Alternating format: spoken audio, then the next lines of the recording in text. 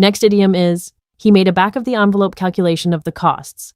This phrase means to perform a quick, rough, and informal estimate or calculation without using formal tools or detailed analysis. Its origin lies in the simple, everyday act of jotting down numbers on whatever scrap paper is available, like the back of an envelope, when a precise answer isn't immediately required. It highlights a pragmatic approach to problem solving, emphasizing speed and approximation over meticulous detail in various situations, from business to personal finances.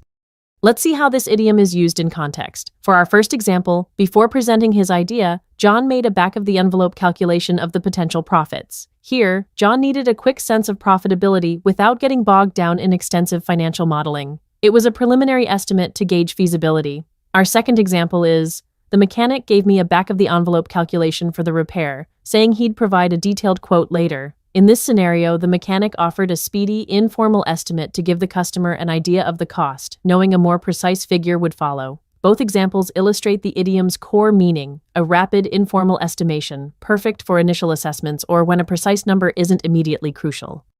Other expressions convey a similar idea.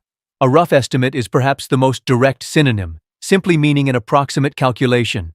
Ballpark figure is another excellent alternative, originating from baseball, where one might estimate a player's statistics or a crowd size within a general ballpark area. It implies a reasonably close, but not exact, number.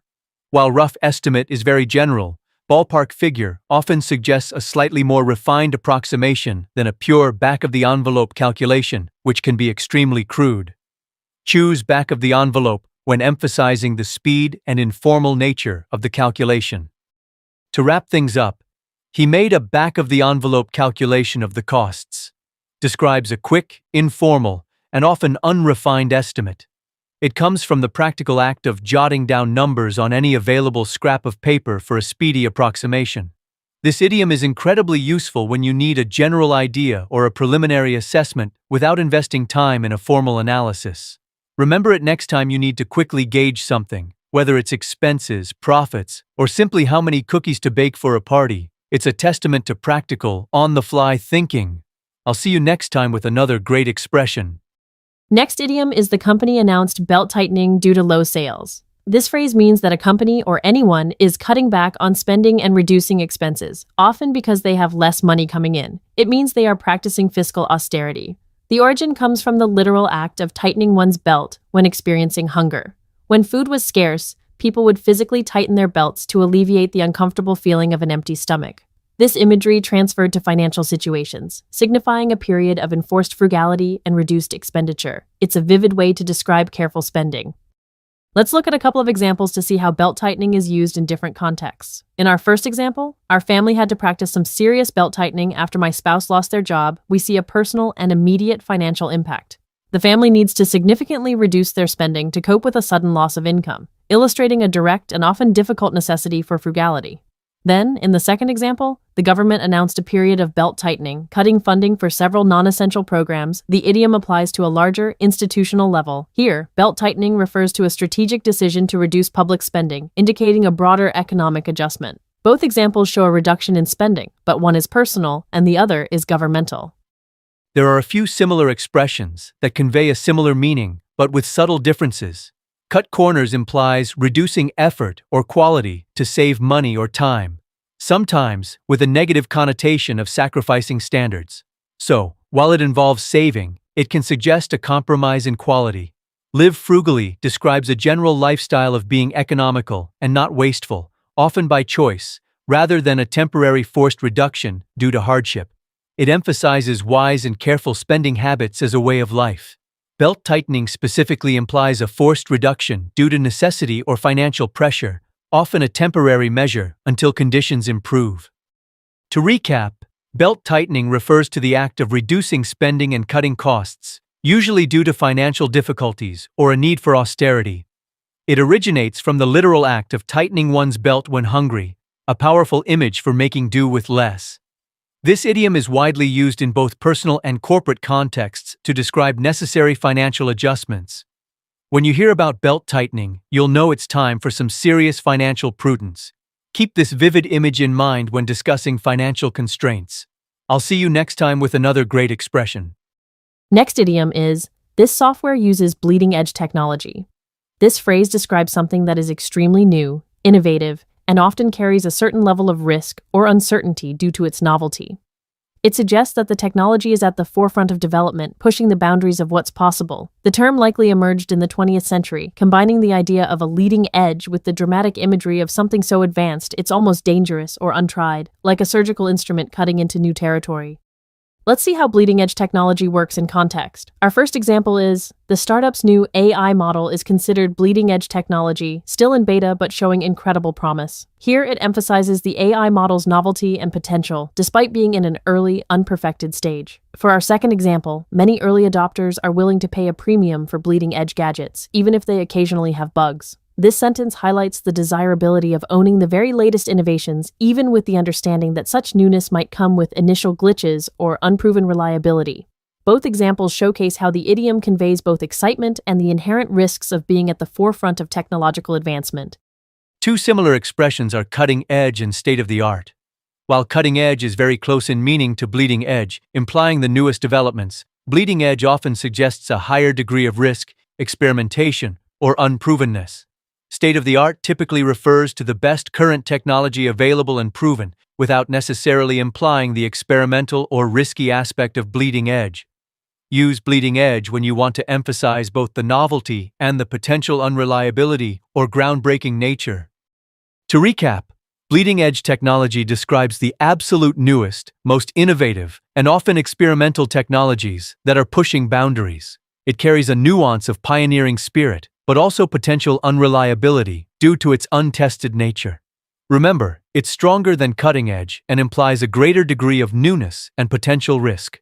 So, the next time you encounter a groundbreaking innovation, you can confidently say it's bleeding edge technology to truly capture its adventurous spirit. I'll see you next time with another great expression. Next idiom is don't try to boil the ocean. Focus on one task. This vivid phrase advises against attempting something so vast and impractical that it's doomed to fail, like literally boiling an ocean. Instead, it encourages us to break down big goals into smaller, manageable steps. It's a piece of modern, common-sense advice for efficient and successful progress. Our first example shows a team leader using it. Our team leader always says, don't try to boil the ocean. Focus on one task. So let's finish this report first. Then, an advisor counsels, I know you want to fix all the bugs, but don't try to boil the ocean. Focus on one task. Start with the critical issues. Both stress practical prioritization. Similar expressions include, bite off more than you can chew and don't try to do too much at once. Bite off more than you can chew suggests taking on too difficult a task, leading to failure. Don't try to do too much at once is a direct warning against overcommitting. Boil the ocean emphasizes the sheer impossibility of an overly ambitious project. In summary, don't try to boil the ocean. Focus on one task urges realistic, strategic effort. This modern advice promotes efficiency by tackling problems incrementally, avoiding colossal, unachievable feats. It's vital in project management and personal goal setting, guiding us to focus our efforts wisely for better results and to prevent burnout. I'll see you next time with another great expression. Next idiom is strong brand equity helps increase customer loyalty. This means a company's positive perception and value among consumers directly lead to repeat purchases. Originating in modern business from the mid-20th century, this concept highlights how investing in a brand's reputation fosters lasting customer relationships. Let's look at examples. Apple's strong brand equity makes its users incredibly loyal, anticipating new product releases. Apple's reputation directly fosters customer devotion. Our second example, even when competitors offer lower prices, our strong brand equity helps increase customer loyalty, keeping our market share steady. This shows brand strength overcomes price competition, securing repeat business. Similar ideas include build brand loyalty and cultivate customer retention. While our main phrase describes a principle or outcome, these alternatives refer to actions. You build brand loyalty through consistent quality, which creates strong brand equity. These clarify the active steps toward customer devotion. To summarize, strong brand equity helps increase customer loyalty conveys a core business truth. A brand's value and positive perception directly foster customer devotion. This principle, vital in modern marketing, highlights reputation's importance. By building strong brand equity, businesses secure lasting customer relationships, ensuring sustained success. I'll see you next time with another great expression. Next idiom is many brick-and-mortar stores are moving online. This phrase means that traditional physical retail businesses operating from actual buildings are increasingly transitioning their sales and operations to digital platforms. The term brick-and-mortar directly refers to the physical construction of a building, using bricks and mortar to distinguish it from the newer, intangible online business world. It vividly illustrates the shift from physical storefronts to the vast digital marketplace. Let's look at how this idiom is used in context. Our first example is, the pandemic accelerated the trend of many brick-and-mortar stores moving online, forcing them to adapt. Here, we see how global events can push traditional businesses to embrace digital transformation rapidly. For our second example, even large department stores, traditionally brick-and-mortar giants, are investing heavily in their e-commerce websites. This shows that the shift isn't limited to small businesses. Even established, large-scale physical retailers recognize the necessity of a strong online presence. Both examples highlight the ongoing migration from physical locations to the digital realm in response to market demands and technological advancements. When discussing this trend, you might also hear phrases like shifting to e-commerce or going digital. While many brick-and-mortar stores are moving online, specifically highlights the origin of the businesses. These alternatives focus more directly on the method of transformation. Shifting to e-commerce emphasizes the transactional aspect, whereas going digital is broader, encompassing everything from online sales to digital marketing. Our idiom specifically contrasts the physical past with the digital future, making it very precise for describing this particular business evolution. To recap, many brick-and-mortar stores are moving online describes the crucial business shift where physical shops transition their operations to the internet. Rooted in the literal construction of buildings, brick-and-mortar now serves as a powerful metaphor for traditional retail. Remember this idiom when discussing the evolving landscape of commerce. It helps distinguish between the enduring presence of physical establishments and the dynamic growth of online platforms. Keep practicing, and you'll master these expressions in no time. I'll see you next time with another great expression. Next idiom is he works hard to bring home the bacon. It means to earn money to support one's family or household. This expression dates to medieval times when bacon was a prized food staple. To bring home the bacon literally meant providing this essential nourishment for the family, symbolizing diligent work and sustenance for provision. Here are two examples. He works tirelessly to bring home the bacon. This illustrates dedicated provision. And she needs to find a job and bring home the bacon. This shows striving for independence. Both mean earning income to support life. Similar phrases, to make a living and to put food on the table. Bring home the bacon offers a more vivid, traditional emphasis on dedicated effort for family provision. It's less neutral than make a living. In summary, he works hard to bring home the bacon means diligently earning money to support family. Rooted in medieval food provision, it captures hard work and responsibility. Use it for someone's dedicated efforts to provide for loved ones. Keep practicing. I'll see you next time with another great expression. Next idiom is they're trying to build a better mousetrap with their new app. This expression refers to the act of creating a significantly improved or innovative version of an existing product, service, or idea, hoping that its superiority will attract success. Its origin is often attributed to the 19th century American philosopher Ralph Waldo Emerson, who famously remarked about how the world would beat a path to the door of someone who built a better mousetrap, signifying that true excellence naturally draws recognition and demand. It's all about innovation. Let's look at how we can use this idiom in context. For our first example, the startup isn't just creating another social media platform. They're trying to build a better mousetrap by focusing on niche communities. Here, building a better mousetrap highlights the startup's ambition to offer something genuinely superior and more appealing than existing platforms. For our second example, after years of feedback, the company decided it was time to build a better mousetrap for their customer service system, incorporating AI and instant support. This shows a company responding to customer needs by innovating and upgrading an existing service to a higher standard. Both examples illustrate the pursuit of significant improvement. To express a similar idea, you could use raise the bar, meaning to set a higher standard, or improve on the existing, meaning to make something better. For instance, their new product really raised the bar for quality, while build a better mousetrap implies a groundbreaking innovation that naturally attracts success. Raise the bar focuses on establishing new, higher benchmarks. Improve on the existing is a more general term for incremental advancements. Use our idiom for truly significant and game-changing improvements. To recap, the idiom they're trying to build a better mousetrap with their new app means to create a superior, innovative version of something existing, with the expectation that its excellence will lead to success. Originating from Ralph Waldo Emerson's idea that true quality attracts attention, it emphasizes the power of groundbreaking improvement. So, when you see a company or individual truly innovating and not just copying, you can say they are building a better mousetrap. Keep an ear out for this expression and try using it yourself. I'll see you next time with another great expression. Next idiom is, I'm sorry, but business is business. This powerful phrase is used when you need to emphasize that despite any personal feelings or relationships, professional obligations and commercial principles must take precedence. It's a declaration that business decisions, though sometimes difficult, need to be made objectively, free from sentimentality. Its origin lies in the pragmatic worldview that developed with modern commerce, where the bottom line and professional duty became paramount. Let's see how this idiom plays out in real-life scenarios.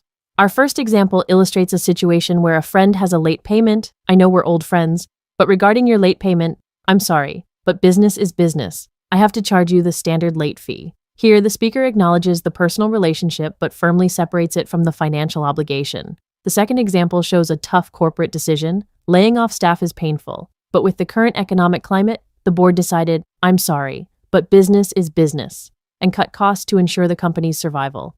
Both examples highlight the idiom's use in emphasizing that commercial principles often demand difficult, impersonal choices. While I'm sorry, but business is business clearly separates personal feelings from professional duties, let's explore some similar expressions. It's nothing personal carries a similar sentiment of detaching emotion from a decision, but it's generally less apologetic and more direct. You might use it when explaining a decision that impacts someone but isn't meant as a personal slight. The bottom line is, focuses on the ultimate, unalterable fact or financial result of a situation, often used to justify a decision based on essential practicalities. Each phrase emphasizes objectivity, but business is business specifically highlights the primacy of commercial principles over sentiment. To recap, I'm sorry, but business is a crucial idiom for emphasizing the objective, pragmatic nature of commercial dealings. It underscores that professional responsibilities must often take precedence over personal feelings or relationships, even when it's uncomfortable. This principle reflects a long-standing understanding in commerce, where tough decisions are sometimes unavoidable for the sake of professional integrity or survival.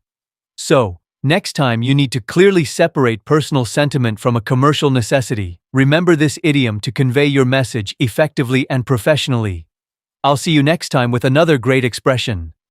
Next idiom is, we need buy-in from the team to move forward. This phrase means we need to get agreement, acceptance, or support from the team members for a plan or decision before we can proceed. The term buy-in emerged primarily in modern corporate communication during the late 20th century. It metaphorically suggests that team members invest themselves in an idea, akin to making a purchase, indicating their active participation and commitment. Without this collective approval, progress is often stalled. Let's look at how buy-in is used in context. Our first example is, before we launch the new project, we really need buy-in from the sales department. Their support is crucial. Here, buy-in highlights the necessity of the sales team's acceptance and enthusiasm for the project. Without their commitment, the project might struggle. Our second example is, the manager couldn't implement the new policy because she failed to get sufficient buy-in from her employees. This shows a situation where a lack of employee agreement prevented the policy's success. Both examples emphasize that achieving team consensus and support is vital for any initiative to succeed and move forward effectively. When buy-in might not be the exact fit, you can use phrases like gain consensus or get approval. Gain consensus implies reaching a general agreement among a group, often through discussion, emphasizing shared understanding and collective decision-making. Get approval is more formal and typically refers to obtaining official permission from a higher authority or specific stakeholders. While buy-in suggests a deeper level of commitment and acceptance, gain consensus and get approval focus on the agreement aspect, with approval being more about formal sanction. In summary, we need buy-in from the team to move forward, highlights the critical importance of securing agreement and active support from everyone involved before embarking on a new plan or project. This modern business idiom reminds us that successful initiatives aren't just about good ideas, but also about the collective will and commitment of the people executing them. Remember, whether you're starting a small task or a major venture, ensuring your team is fully on board and invested in the outcome is paramount for progress. I'll see you next time with another great expression.